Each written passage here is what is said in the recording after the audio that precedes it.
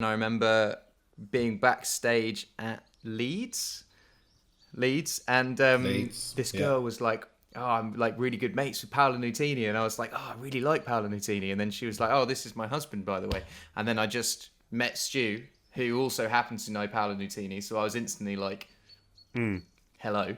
Before he started managing me, I just moved in at their house, and I just like we went to the pub one day, and then he never left. Yeah, literally, we went out. We had like maybe like 6 or 7 pints, and he was like, "Oh, if you want to crash at mine," and I sort of took that as a forever. We moved house several times, and he still managed to find us. Dude, they moved house and like bought this place that they were like, "Oh, we finally got away from Ed," and upstairs was for sale. So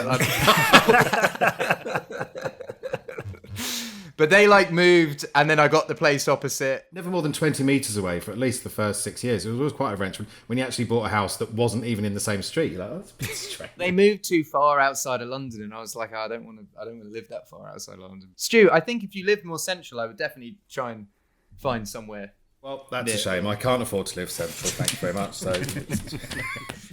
would you say then that when you guys started working together, would you say there was almost like a guardianship sense, like in your thought process? I mean, Ed was only just about to turn 18 when I first met him, and the scruffy little lad with his backpack who was just sleeping wherever he could, and and it was just there was, and certainly my wife really took him in, and that was it. She was in bed feeding him, so it's definitely that duty of care, which you have to have as a manager anyway. But I think there was more of it because it became instantly personal. Usually, if in this job, your relationship is definitely always professional first, but this one was personal first. And there's a kind of, I think, a protective element from it, because the music, and as you guys know, with the film industry, I mean, like just any industry is pretty, at the end of the day, I feel like young, because it's in everything. It's a business, like it's the film business, the music business, and business is cutthroat and can be very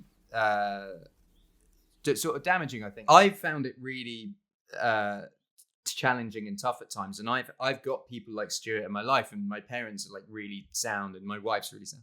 So like I think it's important to have really solid people around you who are looking after your best interests. Like I've never ever felt that Stuart would ever rip me off, because I know what Stuart's hobbies are, and they're not going on super yachts. Like, you hear these stories of managers like taking like 100% of the artist's money and stuff like that. Like if Stuart's doing that, God knows where it is. Don't know where it's going. Video games, football, and dogs. And that's kind of it.